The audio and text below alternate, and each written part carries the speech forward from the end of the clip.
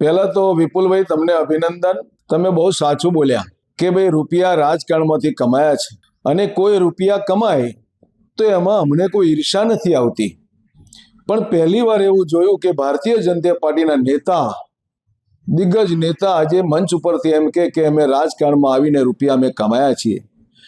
તો તમારો વ્યવસાય તો હમણાં છેલ્લે બેંકમાં હતા, સંઘમાં હતા, અને પછી અમૂલ ડેરીમાં આવ્યા.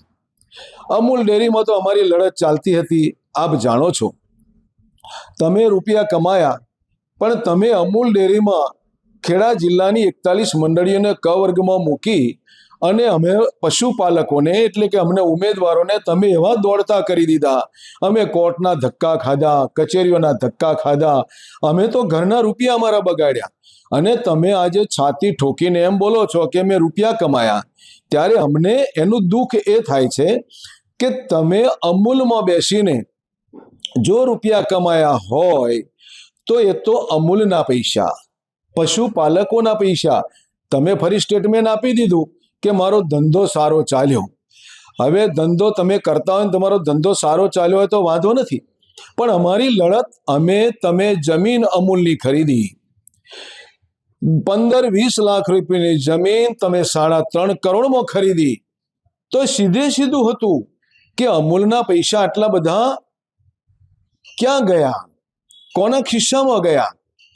ત્યારે વિપુલભાઈ, આ તો સત્યમેવ જયતે છે. ખરેખર તમે બોલ્યા, સાચું બોલ્યા કે હું આ રાજકારણમાં આવીને પૈસા કમાયો, રાજકારણથી પૈસા કમાયો.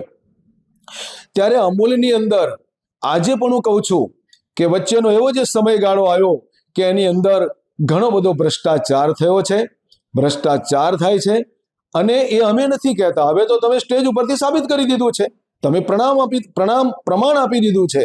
ત્યારે મને લાગે છે કે તમારું જે આ નિવેદન એ આ ખેડા આણંદ જિલ્લાના પશુપાલકોને ઠેસ પહોંચાડનારું નિવેદન હતું.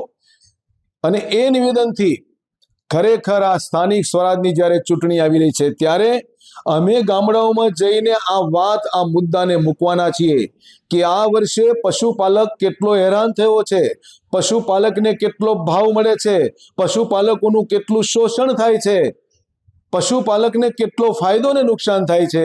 એ વાત અમે આ સ્થાનિક સ્વરાજની ચૂંટણીમાં ગામે ગામ જઈને અમે વાત કરવાના છીએ.